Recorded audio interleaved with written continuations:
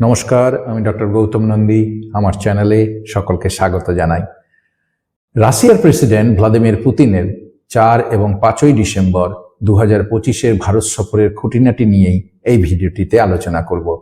এই সফরকে বিশ্ব কূটনীতির এক অন্যতম গুরুত্বপূর্ণ অধ্যায় বলা যায়।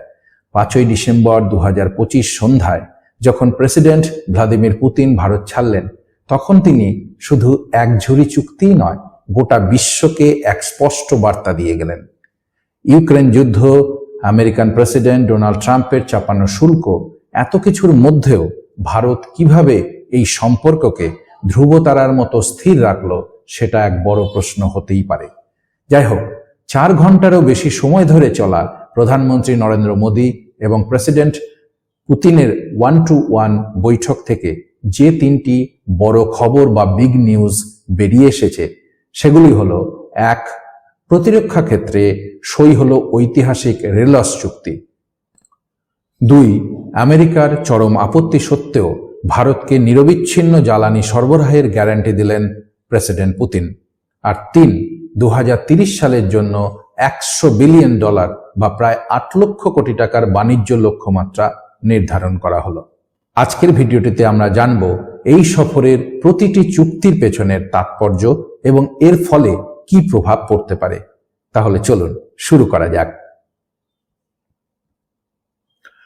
এই সফরের সবচেয়ে বড় এবং কার্যকর প্রতিরক্ষা চুক্তি হল রেলস, অর্থাৎ reciprocal exchange of logistics support চুক্তির চূড়ান্ত অনুমোদন।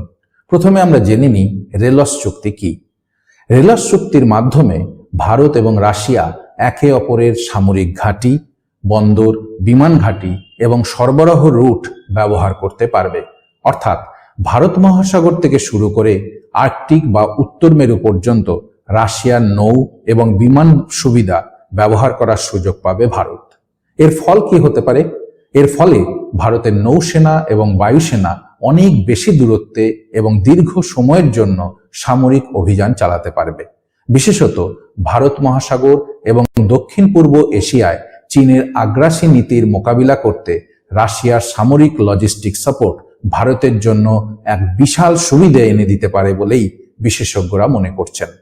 প্রতিরক্ষা মন্ত্রী রাজনাথ সিং এবং তার রুশ প্রতিপক্ষ আন্দ্রেই বেলোসভের বৈঠকে S-400 মিসাইল সিস্টেমের পরবর্তী ব্যাচ এবং ভারতীয় বায়ুসেনার সুখোই Su-30 MKI ফাইটার জেটের আধুনিকীকরণ নিয়েও গুরুত্বপূর্ণ আলোচনা হয়েছে।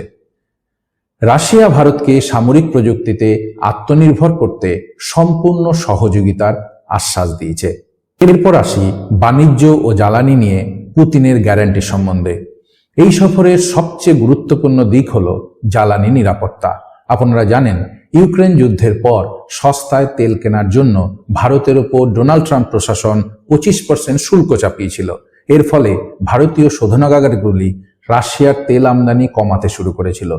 ঠিক এই কঠিন পরিস্থিতিতে দাঁড়িয়ে প্রেসিডেন্ট পুতিন 5 ডিসেম্বর এক যৌথ বিবৃতিতে বললেন, রাশিয়া ভারতের জন্য নির্ভরযোগ্য জ্বালানি সরবরাহকারী। ভারতের দ্রুত বর্ধনশীল অর্থনীতির জন্য আমরা নিরবিচ্ছিন্ন জ্বালানি সরবরাহ নিশ্চিত করতে প্রস্তুত। দুই নেতাই স্পষ্ট জানিয়েছেন, দ্বিপাক্ষিক বাণিজ্যকে আরও মসৃণ করতে তারা দ্রুত জাতীয় মুদ্রা ব্যবহার করে লেনদেনের দিকে এগোচ্ছেন। এর ফলে আন্তর্জাতিক নিষেধাজ্ঞার ভয় ছাড়াই দুই দেশের ব্যবসা আরও সহজ হবে। দুই দেশ 2030 সাল পর্যন্ত অর্থনৈতিক সহযোগিতার একটি বিস্তৃত কর্মসূচি বা প্রোগ্রাম 2030 গ্রহণ করেছে। বাণিজ্যকে বর্তমানে $6000 কোটি থেকে $100 বিলিয়ন নিয়ে যাওয়ার লক্ষ্যমাত্রা নেওয়া হয়েছে। এর জন্য ইউরেশিয়ান ইকোনমিক ইউনিয়নের সঙ্গে ভারতের দ্রুত FTA সই করার বিষয়ে জোর দেওয়া হয়েছে। জাহাজ নির্মাণ, উত্তর মেরু অঞ্চলের বন্দরের ব্যবহার, দক্ষ শ্রমিকদের চলাচল এবং ভারতে একটি ইউরিয়া সার কারখানা স্থাপন নিয়ে চুক্তি সই হয়েছে। পুতিন নিশ্চয়তা দিয়েছেন, তামিলনাড়ুর কুডানকুলাম নিউক্লিয়ার প্ল্যান্টের নির্মাণ কাজ সম্পন্ন হলে ভারতের পরিচ্ছন্ন জ্বালানি কাঠামোতে রাশিয়া গুরুত্বপূর্ণ ভূমিকা নেবে। এরপর আসি এই সফরের ফলে কি ভূ রাজনৈতিক বার্তা ভারতের পক্ষ থেকে যাচ্ছে। দিল্লির এই শীর্ষ বৈঠক থেকে বিশ্ব এক জোরালো কূটনৈতিক বার্তা পেল। প্রধানমন্ত্রী মোদী পুতিনের পাশে দাঁড়িয়ে স্পষ্ট বলেন, ভারত নিরপেক্ষ দেশ নয়, ভারত শান্তির পক্ষে। তিনি বলেন, ভারত শুরু থেকেই সব ধরনের শান্তি প্রচেষ্টাকে সমর্থন করেছে এবং প্রয়োজন হলে অবদান রাখতেও প্রস্তুত। পুতিনও ভারতের এই অবস্থানকে গুরুত্ব দিয়ে এর প্রতি কৃতজ্ঞতা প্রকাশ করেন। এই সফর প্রমাণ করল যে ভারতের বিদেশ নীতি সম্পূর্ণ স্বাধীন এবং সার্বভৌম। ট্রাম্প প্রশাসন শুল্কের বোঝা চাপিয়ে মস্কো থেকে তেল আমদানি কমাতে বললেও পুতিনের অবিচ্ছিন্ন সরবরাহের আশ্বাস সেই চাপকে কার্যত তুচ্ছ করে দিল। পুতিনও মোদীকে একজন প্রকৃত বন্ধু বলে আখ্যা দিয়ে আন্তর্জাতিক মঞ্চে ভারতের স্বাধীন অবস্থানকে স্বীকৃতি দিলেন। এই সফরের আরেকটি গুরুত্বপূর্ণ সাফল্য হল রাশিয়ার কাছ থেকে সেমি ক্রায়োজেনিক রকেট ইঞ্জিনের 100% প্রযুক্তি হস্তান্তর নিয়ে ইসরোর সঙ্গে চুক্তি চূড়ান্ত হয়েছে বলে জানা গেছে। এটি মহাকাশ গবেষণায় ভারতের জন্য এক বিশাল পদক্ষেপ হতে পারে। সব মিলিয়ে পুতিনের এই ভারত সফর ভারতের জন্য এক কূটনৈতিক জয় বলেই বিশেষজ্ঞ মহল মনে করছে। একদিকে আমেরিকার সাথে কৌশলগত অংশীদারিত্ব বজায় রেখেও অন্যদিকে রাশিয়ার মতো বিশ্ব শক্তির সঙ্গে পুরনো সম্পর্ককে শুধু ধরে রাখাই নয়, বরং তা আরো গভীরে নিয়ে যাওয়া। এই বহুমাত্রিক কূটনীতি প্রমাণ করে ভারত এখন বিশ্বগুরু হওয়ার পথে।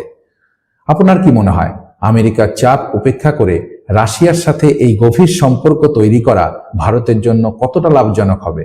আপনার মূল্যবান মতামত কমেন্ট বক্সে জানান এবং এই ধরনের বিশ্লেষণমূলক আপডেটের জন্য আমার চ্যানেলটি অবশ্যই সাবস্ক্রাইব করে দেবেন।